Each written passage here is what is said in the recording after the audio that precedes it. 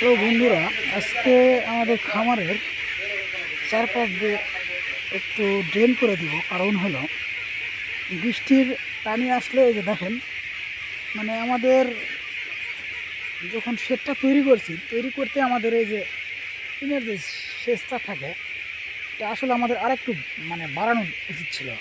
না বাড়ানোর কারণে যখন বৃষ্টি হয়, বাতাসের কারণে এই নেট দিয়ে পানি আসার কারণে এই যে মাটিগুলো অনেক ভেজে যায়।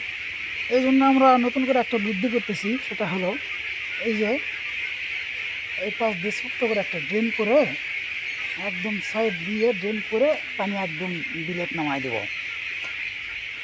তো ঠিক আছে, আপনারা সবাই আমাকে একটু সাপোর্ট করবেন যাতে ভালো ভালো ভিডিও দিতে পারি।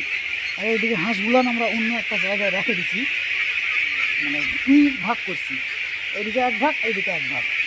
এই পাশে হাঁসগুলোকে আমরা রেখে দিচ্ছি।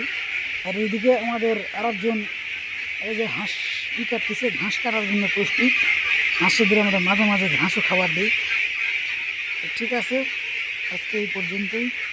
সবাই আমাদের জন্য দোয়া করবেন।